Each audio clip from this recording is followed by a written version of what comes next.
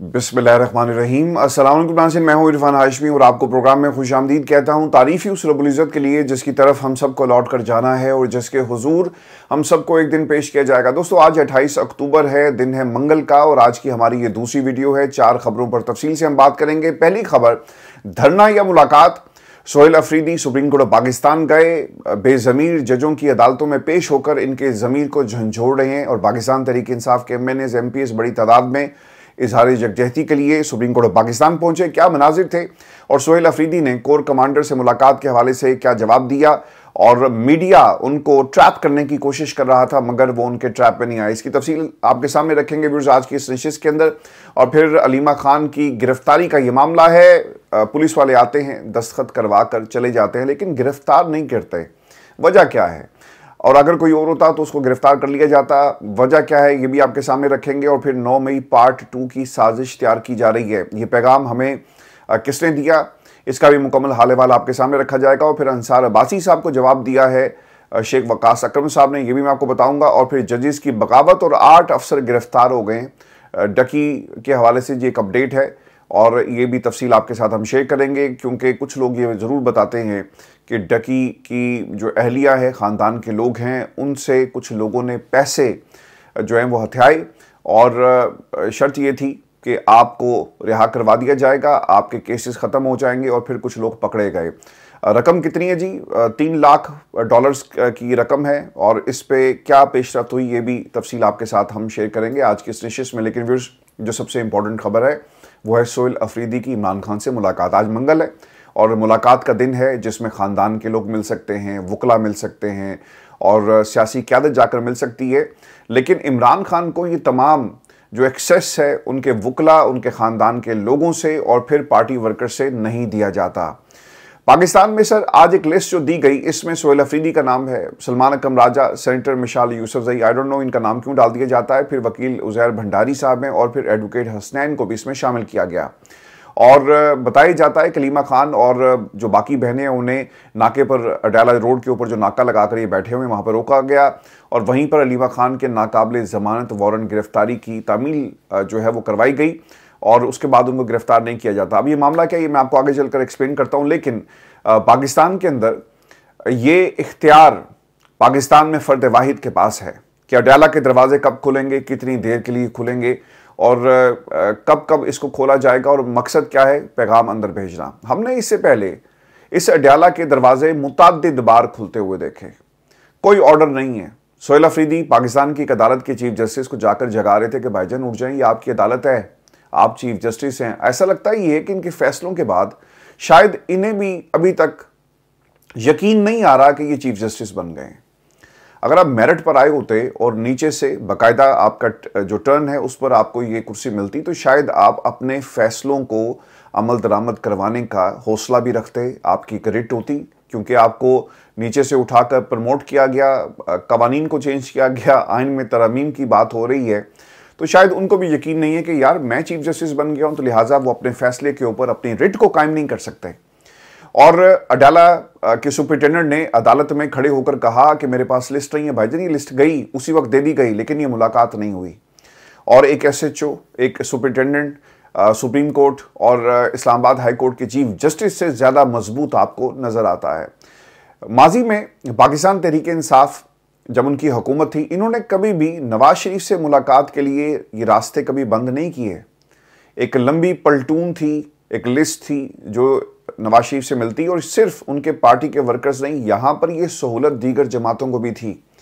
मैं एक बयान कायरा साहब का टीवी पर, वो कुछ अपने ही कबीले के जो सहाफ़ी हैं उनके साथ एक प्रोग्राम कर रहे थे और फिर उनके इत्तेहादियों के साथ वहाँ पर कोई इंडिपेंडेंट या फिर इनका मुखालिफ नहीं बैठा हुआ था जो उनको रोकता टोकता और पूछता कि कायरा साहब आप कितने बड़े मुनाफिक हैं। माजी में आपने मुलाकात की, बिलावल जरदारी के साथ मिलकर ये मुलाकात की और लाहौर की कोट लखपत जेल में मुलाकात करने के बाद मीडिया को से आपने इंटरेक्शन भी किया। लेकिन आज आप ये कहते हैं कि जनाब किसी वर्कर को क्यों मिलाया जाए, किसी को मिलने की इजाज़त नहीं होती और नवाज शरीफ से मिलने की आपको इजाज़त थी। आपका तो उस पार्टी से कोई ताल्लुक नहीं था लेकिन आप मिले तो मुनाफकत हो रही है पाकिस्तान में, ये सियासत नहीं हो रही।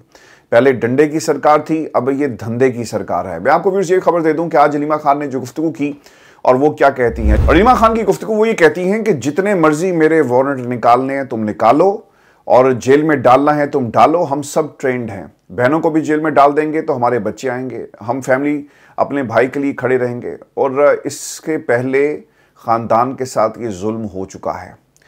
किसी की भी मुलाकात हो जाए, लेकिन आज मुलाकात होनी चाहिए क्योंकि आज मंगल है और मंगल की मुलाकात कायम रहनी चाहिए। ये इमरान खान को केस ख़त्म होने के बाद आइसोलेशन में डालने जा रहे हैं। देखें होगा क्या, स्ट्रैटेजी बड़ी आसान सी है कि इससे पहले आपने इमरान खान की गुफ्तगू के ऊपर जेल में पाबंदी नहीं लगाई थी। खान साहब बात करते, उन्होंने ढाका में जो कुछ हुआ, फॉल ऑफ ढाका की पूरी कहानी कौम के सामने रखी। हमूद रहमान कमीशन का वो बार बार हवाला देते रहे। पाकिस्तान में जो इस वक्त इस्टेब्लिशमेंट कर रही है और जिसके कहने पर कर रही है उसका भी उन्होंने हवाला दिया, और सब कुछ पाकिस्तान की आवाम को वो बाकायदा तौर पे आगाह करते रहे अमानतन।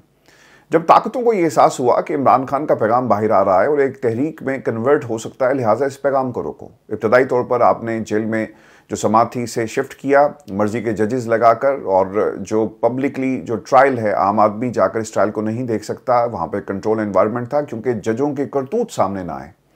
वो किस तरह से प्रोसिक्यूशन अपना केस प्रेजेंट करती है और वो आगे से क्या कहते हैं ये भी दुनिया को ना पता चल सके। आप जेल में सब कुछ लेकर चले गए, और फिर आहिस्ता आहिस्ता इमरान खान के पैगाम को रोकना शुरू किया गया। पाबंदी लग गई, नाम पर पाबंदी, तस्वीर पर पाबंदी, और रिपोर्टर्स के ऊपर पाबंदी, उनको नौकरियों से निकलवा दिया गया। पाकिस्तान से बाहर जो इंटरनेशनल मीडिया को इंटरव्यूज़ खान साहब के आए उस हवाले से भी उसको रोक लिया गया। इंक्वायरीज लगाई गई। इमरान खान की तस्वीर जारी होती है सुप्रीम कोर्ट में मीडिया लिंक के जरिए, उसके ऊपर भी लोगों को फारिग कर दिया गया। मकसद ये था कि कम्युनिकेशन और लोगों को आपने दूर करना है इमरान खान के नजरिए, इमरान खान की गुफ्तगू से। लोगों को पता ही नहीं हो कि अंदर क्या हो रहा है। लोगों को ये बताया जाए कि साबित हो गया है कि इमरान खान जो है वो पाकिस्तान में एक करप्ट सियासतदान था। साबित हो गया है कि पाकिस्तान की अदालतों ने एक मेरिट पर फैसला किया और कोई सवाल नहीं कर रहा, कोई उसका जवाब नहीं आ रहा। ये प्लानिंग थी। आज करेंगे क्या? जो इसका प्लान है कि यहां से सजा होगी और दूसरी तरफ इमरान खान को आइसोलेट कर दिया जाएगा। आज तो आप मुलाकात के लिए जाते हैं, आपको रोक लिया जाता है, या फिर किसी केस में मुलाकात के लिए बहनें चली जाती हैं, वकला के जरिए पैगाम बाहर आ जाता है। जब सजाएं हो गई और सजाओं को फिक्स या जमानत के केसेस फिक्स नहीं होंगे, फिर क्या होगा? इमरान खान आइसोलेशन में होंगे और फिर अंदर जो कुछ हो रहा है वो किसी को मालूम नहीं होगा। सजा देंगे और आइसोलेशन में इमरान खान को डाल दिया जाएगा। तीसरी चीज़, जितने मर्जी मेरे वारंट निकालें, मुझे जेल में डालना है, डाल दें। मेरी एक बहन आएगी, दूसरी आएगी, हम सब जो है वो ट्रेंड हैं। फिर उन्होंने कहा कि सोहेल अफरीदी को नहीं मिलने देते, ना मिलने दें। सोहेल अफरीदी तक हदायत गाइडलाइन पहुंच चुकी हैं कि वो आगे वैसा करते जाएंगे। सोहेल अफरीदी ने अडाला जेल के बाहर जी गुफ्तगू की और पेशावर हाई कोर्ट में एक तकरीब से जो खिताब किया, पहले मैं आपके साथ ये शेयर करता हूँ। बहुत ही अहम गुफ्तगू थी सोहेल अफरीदी की और उन तमाम सवालों का जवाब उन्होंने दे दिया जो पाकिस्तान की इस्टेब्लिशमेंट को नागवार गुजरा, और कुछ लोग इसके ऊपर सियासत कर रहे हैं और सोहेल अफरीदी को कंट्रोवर्शियल बनाने की कोशिश की जा रही है। सोहेल अफरीदी साहब ये कहते हैं, इमरान खान की तहरीक में अव्वल आइन और कानून की हुक्मरानी है, लेकिन 26वीं तरमीम ने इस मुल्क के आइन और कानून के साथ जो किया उसके लिए हमें पीछे जाने की जरूरत नहीं।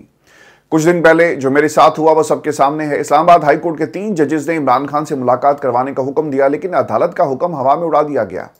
मैं पेशावर हाई कोर्ट में खड़े होकर जजेस को पैगाम देता हूं कि बेबस हो तो आवाम के सामने आ जाओ, वकला के सामने आ जाओ और सब बता दो। इसके बाद फिर हम जाने, वकला जाने, आवाम जाने और वो जाने। देखिए, आज से 1 बरस पहले ज़रा मंजर अपनी आंखों के सामने लेकर आए। खान साहब को ना केसेस में सजाएं नहीं हुई थी, साइफर में बाकी सारे केसेस उड़ गए, और फिर ये एक तज्जिया सामने आना शुरू हुआ। जब आप वकला से बात करते हैं, अदालत के फैसले देते हैं, रिमार्क्स देते हैं, और फिर जो कानूनी रुकावटें थी उनका जायज़ा लिया जाए कि इमरान खान बहुत जल्दी रिहा हो जाएंगे और फलां केस जो है उसमें तो खान साहब को रिहा कर दिया जाएगा और ज़मानत हो जाएगी, यही तज्जिए थे ना। लेकिन क्या हुआ? अली अमीन गंडापुर साहब जो आज लीगल नोटिस आफ्ताब इकबाल को दे रहे हैं कि साबित करो कि अब्राहम अकॉर्ड की बात मैंने की। भाई, तुम ये साबित करो कि तुम इमरान खान के सच्चे सिपाही थे। तुम ये साबित करो कि तुमने इमरान खान के नजरिए की लाज रखी। तुम ये साबित करो कि 1 बरस पहले तुम जब ताकतों से मिल रहे थे वहां पर इमरान खान की रिहाई और इमरान खान के खिलाफ साजिश की बात नहीं हो रही थी। बताओ कौम को कि सच क्या है। और सच यही था कि तुम्हारा जाना और तुम्हारा वजारत आला का जो ओहदा था तुमसे वापस लिए जाना। सर, यही सच है।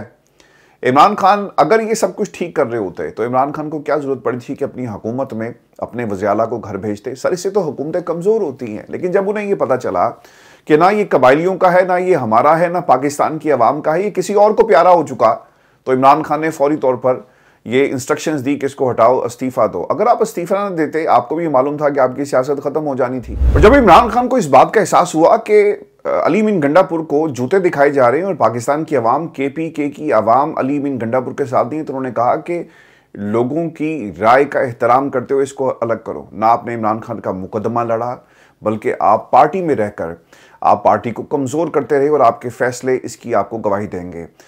ये जो हमारे जैसे जमहूरियत के मामले में हार्डलाइनर है ना, और पाकिस्तान में हर शख्स को हार्डलाइनर होना चाहिए जमहूरियत को लेकर। आवाम ये फैसला करे कि पाकिस्तान में हुकूमत कौन करेगा। बंद कमरों में फैसले हमारे ऊपर मुसल्लत नहीं किए जा सकते। इस काबीना को उठाकर देखें, आपको कोई पैराशूटर नजर आएगा, आपको कोई पाकिस्तान की इस्टेब्लिशमेंट का खिदमत करता करता कोई शख्स जो है वो किसी ओहदे पे पहुंच चुका है, वो आपको ऐसे लोग नजर आएंगे। पाकिस्तान में ये कॉम्प्रोमाइज हुकूमत है। और इमरान खान ने जब ये महसूस किया कि अली मीन गंडापुर डिलीवर करने में नाकाम हुए, तो उन्होंने अली मीन को घर जो है भेज दिया और कहा कि जाकर तुम डेरा इस्माइल जो है वहां पे बैठो और तुम्हारा इस हुकूमत से कोई ताल्लुक नहीं। और खान साहब ने पहली दफा नहीं किया। वो लोग जिन्हें गलत फहमी है कि इमरान खान अपने इक़्तिदार के लिए कर रहा है, इमरान खान ने अपनी हुकूमत को एक दफा नहीं 3 दफा कुर्बान किया। पंजाब में, KPK में, वफाक के अंदर। और क्यों कुर्बान किया? लेट द पीपल डिसाइड कि इस मुल्क के अंदर वो किस किस्म के हुक्मरान चाहते हैं। सर ये पाकिस्तान की आवाम का फैसला है ना कि उन्होंने बाहर नहीं निकलना।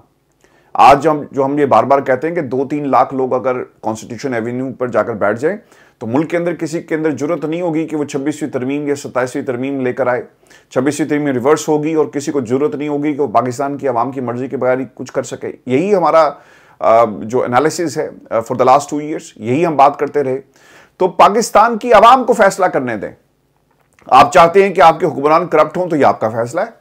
आप चाहते हैं कि नवाज शरीफ डील करके इस मुल्क में आए और एक जाली जलसे से खिताब करे, पहले कबूतर उड़ाए, फिर उसके हाथों के तोते उड़े, और फिर उससे हुकूमत का जो कहा गया कि हम आपको मिल जाएगी वो हुकूमत ना मिले, ये आप लोगों का फैसला है। पाकिस्तान में फॉर्म 47 की हुकूमत आपके तकदीर के फैसले कर रही है, ये भी आपका फैसला है।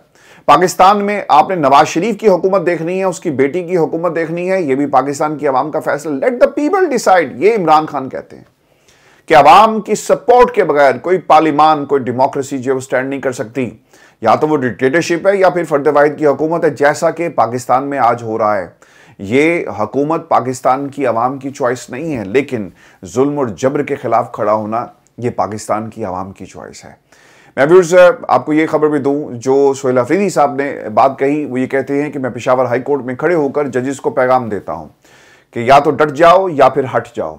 ये डटने की बात जो कर रहे हैं ना, वो क्या है? पाकिस्तान में सर या दुनिया में कहीं इनकलाब ऐसे ही आता है। कोई एक वाकया हो जाए, शाम में आज भी वो बच्चे जिनको उनकी माओं और जो ख़ानदान के लोगों से छीन कर तशद्दुद का निशाना बनाया गया, और जब वो उस कैद से बाहर निकले, किसी के पाँव के नाखून नहीं हैं, किसी की आंख को जो है वो निकाल लिया गया, तो लोगों में गम गुस्सा फैला। और फिर वो देखते देखते बशारुल असद की हुकूमत का तख्ता उलटने में वो एक बुनियादी किरदार, वो मूवमेंट जो बन जाती है। पाकिस्तान के अंदर भी सर ऐसा ही होगा। अगर कुछ वकील खड़े हो गए, कुछ प्यार करने वाले जमहूरियत के साथ खड़े हो गए, तो फिर सर इनकलाब आएगा। लोग जितनी मर्जी अमेरिका की सपोर्ट और दिन में जितनी मर्जी आप 7 जहाज़ों की जो बात है उसे रिपीट करें, गो कि ये दुरुस्त है, लेकिन इसको बतौर सियासी मोटिव्स के लिए आप इस्तेमाल करें, कोई चीज़ आपको बचा नहीं सकेगी। बल्कि अमेरिका वहाँ बैठकर तमाशा देखेगा और क्या कहेगा? एक जुमला, क्या आप अपने मुल्क के हालात को ठीक करें और जमहूरियत को बहाल करें, जब उनके हमारे से जो मामलात हैं वो ख़त्म हो जाएंगे, या हम उनको इनकार कर दें। व्यूअर्स एक और बात जो सोहेल अफरीदी ने कही कि मुझे लग रहा है कि वो जजेस जो यरगमाल हो चुके, वो भी हमारी तरफ देख रहे हैं, और वो जब भी हमें कॉल देंगे हमें अपना बाजू पाएंगे, हम इनको रिहा भी करवाएंगे और यरगमालियों को भी पकड़ेंगे। मैंने आपको ना पहले भी कहा था, जब ये अली मीन गंडापुर साहब थे, पाकिस्तान तहरीक इंसाफ को जाकर खड़े होना चाहिए था सुप्रीम कोर्ट में। वो कहते कि इन 5-6 जजेस को कि हम आपके साथ इजहार यकजहती के लिए आए, अगर शेर अफजल मरवत पहुंच सकता है आप भी पहुंचते। ये काम सोहेल अफरीदी ने किया और उन्होंने कहा कि अगर आप यरगमाल हैं तो हम आपके साथ खड़े होकर आपकी जंग लड़ेंगे। पाकिस्तान तहरीक इंसाफ में सर ये किसी एक वकील की जंग नहीं है, जो इस मुल्क के अंदर जमहूरियत की बात करता है। ये तमाम पाकिस्तान के वकला और आज़ादी जो अदालतों की है उसका मामला है। जब पाकिस्तान में कोई एक जज खत लिखकर अपने गुजारिशात पाकिस्तान की सुप्रीम कोर्ट को भेजता है तो किसी एक जज का मामला नहीं कि मुदाखलत हो रही है, रोक लो इस मुदाखलत को। रोजाना मुदाखलत होती है, विक्टिमाइज किया जाता है, ये हमारे बेडरूम्स में पहुंच चुके, कैमरे लगा लिए। ये सिर्फ किसी एक जज का मामला नहीं था बल्कि पूरी पाकिस्तान की अदलिया का मामला था।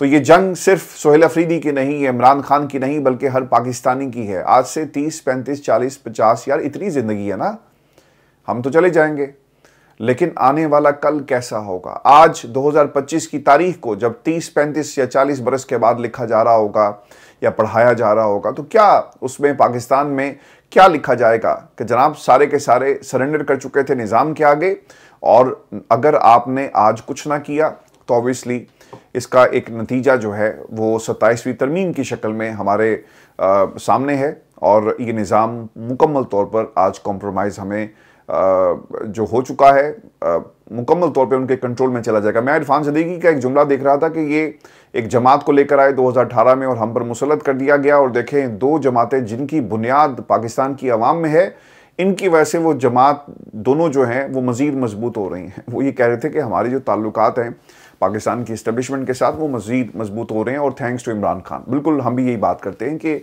इस निज़ाम की और आप लोगों की बका इसी में है कि इमरान खान जेल में रहे, और आप ये लोग कर रहे हैं। सुप्रीम कोर्ट के बाद जो गुफ्तगू की सोहेल अफरीदी ने कुछ सवालों का उन्होंने जवाब भी दिया। वो ये कहते हैं कि 9 अप्रैल 2022 के बाद से अदलिया को यरगमाल बनाया गया और उस वक्त से अदलिया इंसाफ दे नहीं पा रही। वो जजेस जो पाकिस्तान में आइन की हुक्मरानी चाहते हैं और आज़ादाना फैसले देना चाहते हैं, हम उन जजेस के साथ चट्टान की तरह खड़े रहें। जजेस के अहकामात अडयाला का एक छोटा हवलदार तक नहीं मान रहा। जजेस के अहकामात हवा में उड़ा दिए जाते हैं, इसलिए अदलिया की बेतौकीरी हो रही है। मुल्क के दिफा और अवामी वकार की बहाली के लिए ज़रूरी है कि तनख्वाह अदारों के सरबराह खुलेआम चीफ एग्जीक्यूटिव के दफातर का रुख करें, ना कि डिग्गियों में छुप कर खुफिया मुलाकातों का सहारा लिया जाए। कोर कमांडर से मुलाकात का भी उन्होंने हवाला दिया। वो ये कहते हैं कि वज़ीर आला खैबर पख्तूनख्वा कोर कमांडर पेशावर से मुलाकात के हवाले से रद्दमल देते हुए कहते हैं कि कोर कमांडर साहब मुबारकबाद देने के लिए आए थे, ऑफिशियली हमारी कोई गुफ्तगू इनसे नहीं हुई। आगे भी कोर कमांडर आएंगे, तमाम सिक्योरिटी इदारों, IG सूबे का चीफ एग्जीक्यूटिव हूँ, मेरे ऑफिस में तमाम सरबराहान आएंगे, लेकिन हमारा मौक़िफ़ वही है जो इमरान खान का मौक़िफ़ है। और जुनैद अकबर ने भी जी इस हवाले से गुफ्तगू की। ये इंपॉर्टेंट इसलिए मैं आपको बता देता हूँ क्योंकि पिछले कुछ दिनों से एक साजिश की जा रही है सोहेल अफरीदी और पाकिस्तान तहरीक इंसाफ के खिलाफ। जुनैद अकबर ये कहते हैं कि वज़ीर आला सोहेल अफरीदी ने कोई गैर आइनी गैर कानूनी बात नहीं की। मुझे खुशी होगी कि मीडिया के लोग, इदारे जो ज़ुबान इस्तेमाल करें इस पर उनसे सवाल करें। वज़ीर आला सोहेल अफरीदी इमरान खान की वजह से वज़ीर आला बने, जिस इमरान खान की वजह से सोहेल अफरीदी वज़ीर आला बने, उनसे मिलने ही नहीं दिया जा रहा। सोहेल अफरीदी इमरान खान से खैबर पख्तूनख्वा के हालात पर पॉलिसी लेना चाहते हैं, लेकिन मुलाकात में रुकावट डाली जा रही है। हम इसकी मजम्मत करते हैं। बहुत सारे फोरम हैं जहां एहतजाज करना हमारा हक है। सुप्रीम कोर्ट के बाहर इसीलिए आए हैं कि 26वीं तरमीम के बाद अदलिया कमज़ोर हुई और कुछ लोग इतने ताकतवर हैं कि अदालतों के अहकामात हवा में उड़ा दिए जाते हैं। इस्लामाबाद हाई कोर्ट का इमरान खान से मुलाकात के हवाले से हुक्म नहीं माना गया। सर, इनको ताकत के ना इंजेक्शन लगाए जा रहे हैं, और ताकतवरों के पास ये इंजेक्शन है जहाँ से ये लगते हैं, और फिर ये उन्हीं के फैसले देते हैं और उन्हीं के गुण गाते हैं। फिर हम सिर्फ इमरान खान के लिए ही सुप्रीम कोर्ट के बाहर नहीं आए, बल्कि हम अदालतों के साथ इजहार यकजहती के लिए भी यहाँ पर मौजूद हैं। सबका फ़ायदा इसी में है कि अपनी आइनी हदूद में काम करें और स्पेस दी जाए। यूथ किस तरफ जाएगी ये फैसला आप लोगों ने करना है। क़यादत को डराने की कोशिश, अंसार अब्बासी साहब की खबर, और उसमें वो क्या कह रहे हैं कि PTI के अंदर इख्तलाफात उभर कर सामने आ गए, चूँकि पार्टी के कई सीनियर रहनुमाओं ने खैबर पख्तूनख्वा के वज़ीर आला सोहेल अफरीदी और पार्टी के सूबाई सदर जुनैद अकबर के हालिया जारहाना बयानात पर सख्त तहफ़्फ़ुज़ात का इजहार किया। और फिर वो ये कहते हैं कि जिन लोगों ने तहफ़्फ़ुज़ात का इजहार किया उनमें पाकिस्तान तहरीक इंसाफ के चेयरमैन गौहर अली मीन गंडापुर, सेनेटर शिबली फराज, शेख वकास अकरम और दीगर शामिल हैं। अच्छा, सेनेटर शिबली फराज की ज़ात पर तो बहुत सारे तहफ़्फ़ुज़ात हैं। नंबर 1, वकास साहब जो हैं, उन्होंने अगर ऐसा कोई बयान जारी किया तो मेरा ख्याल है कि वकास साहब को फौरी तौर पर इसकी तरदीद करनी चाहिए कि यार ये जो अंसार अब्बासी साहब हैं, जो बरतानिया की यूनिवर्सिटी में पढ़ भी चुके हैं, आला तालीम हासिल कर चुके हैं, और वो हमारा नाम इस्तेमाल कर रहे हैं, पहले इनसे तो हिसाब लिया जाए। और अली मीन गंडापुर जो आफ्ताब इकबाल से तो सवाल कर रहे हैं, जो मैंने आज खबर देखी है कि उन्होंने अब्राहम अकॉर्ड के हवाले से जो क्लेम था आफ्ताब इकबाल साहब का, उस पर उन्हें लीगल नोटिस भेज दिया। तो भाईजान पहले इनसे तो पूछे ना कि हमने तो ऐसी कोई बात नहीं की। फिर बैरिस्टर गौहर और जो इस वक्त इमरान खान की पार्टी के चेयरमैन है, आवाम की पार्टी के चेयरमैन है, इनसे भी पूछा जाए कि भाईजान ताड़ा ना जड़ा है वो ला रहे ने, तो इस पर तो बताएं।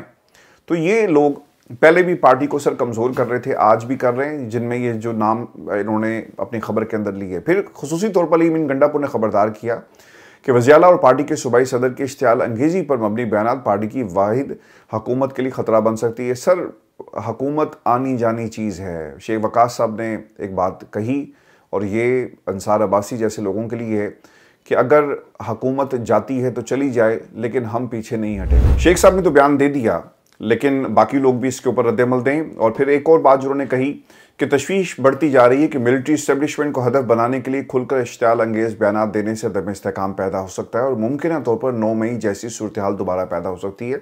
ये बता दें कि हमला करने वाले आएंगे या हमला करवाया जाएगा और किस तरह की प्लानिंग होगी, ये भी ज़रा इसमें बता दिया जाता कि कहाँ कहाँ पर लोग आकर मास्क पहनकर हमला करेंगे। ये भी डिटेल्स अगर आप शेयर कर देते तो बहुत ही अच्छा होता। सवाल ये कि शेख वकास अकरम क्यों छुप कर बैठे हैं, अली गंडापुर को क्यों तब्दील किया गया, क्योंकि वो दोनों तरफ से खेल रहे थे, और बैरिस्टर गौहर क्यों मंजर से गायब हैं। ये तमाम सवालात इस खबर के साथ बहुत ही इंपॉर्टेंट है। मैं आपको व्यूअर्स ये भी खबर दे दूं कि इस्लामाबाद हाई कोर्ट की जो सूरत हाल है, वहाँ पर जी एक तो जस्टिस तारिक महमूद जहांगीरी के खिलाफ समाअत करने वाला जो बेंच है वो टूट गया है और जस्टिस खादिम हुसैन सुमरो ने बेंच में बैठने से माजरत कर ली है। चलें, ज़मीर उनका जागा, बहुत ही अच्छी बात है।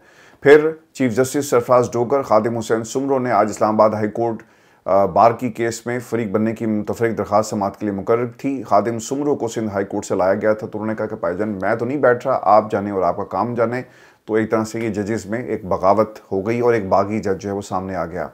आपको भी उससे ये खबर भी दें, और माजी में मैंने डकी के हवाले से एक डॉक्यूमेंट्री भी बनाई, और वो तमाम ऐप्स जो इस वक्त पाकिस्तान की यूथ को ख़राब कर रही हैं, एक लानत बनी हुई है, इस पर हमने आवाज़ बुलंद की।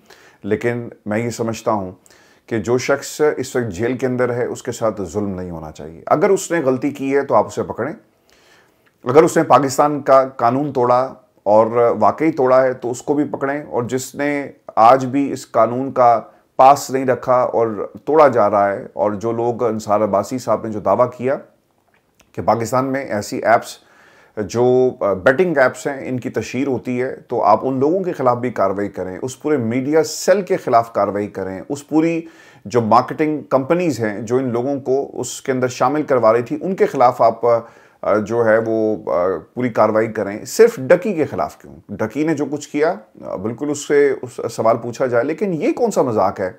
और मजाक क्या जी कि सादुर रहमान की जो अहलिया हैं अरूबा जतोई, उनकी मुद्दत में 8 NCCIA अफसरान के खिलाफ मुकदमा दर्ज हुआ है। अफसरान के खिलाफ अरूबा जतोई को मुकदमे से रिलीफ देने की गर्ज से 60 लाख और डकी भाई को जुडिशियल करने के लिए 30 लाख रिश्वत लेने का इल्ज़ाम है। सर ये थोड़े पैसे तो नहीं होते, 60 लाख। मैं तो कभी ज़िंदगी में 60 लाख इकट्ठा नहीं देखा, ना 30 लाख इकट्ठा देखा है, लेकिन इतनी रिश्वत लेकर ये NCCI के लोग, इनके खिलाफ अभी मुकदमा दर्ज हो गया है। और मुकदमे में डकी भाई के अकाउंट से $3,26,420 तकरीबन 9 करोड़ पाकिस्तानी रुपए खुर्द बुर्द करने का भी इल्ज़ाम है। सर ये थोड़े पैसे नहीं हैं।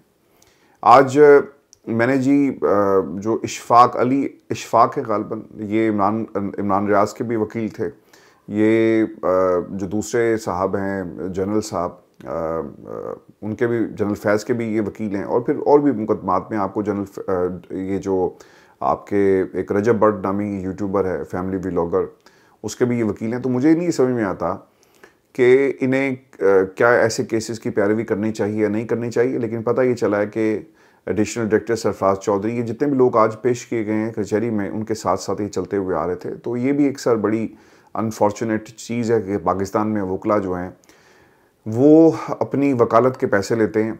किसकी वकालत हो रही है और किस वजह से वकालत हो रही है और किस चीज़ को वो सच साबित कर रहे हैं, वकील सर ये नहीं सोचता। पैसा दें, केस देखें, आई डोंट नो, मैं इल्ज़ाम नहीं लगा रहा, लेकिन जो मैंने देखा मैंने आपके सामने रखा, और आप भी इस पर कमेंट करें। आप हमें गलत भी कह सकते हैं, आपको ये बिल्कुल इजाज़त है, लेकिन आप अपनी राय का इजहार ज़रूर करें। सर हमारी तो जंग ही यही है। हमारी जंग क्या है कि सच बोलने वालों को खामोश नहीं करवाया जा सकता, और सच बोलना हक होना चाहिए हर पाकिस्तानी का। तो आपको भी ये बिल्कुल हक हासिल है कि आप हमारी राय से इख्तलाफ कर सकते हैं और मैं उसको पूरी इज़्ज़त दूंगा। मैं उसको कमेंट सेक्शन से बिल्कुल डिलीट नहीं करूंगा। जो हम कमेंट्स डिलीट करते हैं या तो उसमें गालियाँ होती हैं, तो वो सर बिल्कुल एक डेकोर में रहकर आप तनकीद करें, बिल्कुल हम उससे प्रोग्राम में भी शामिल करेंगे। तो तनकीद अगर आपने करनी है तो करें। सरफराज चौधरी एडिशनल डायरेक्टर, इसके बाद जावर अहमद डिप्टी डायरेक्टर हैं, Mohammad Usman deputy director, Ayaz Khan, Shoaib Riaz assistant director, Mujtaba Zafar assistant director, Yasir Ramzan sub inspector, Ali Raza sub inspector.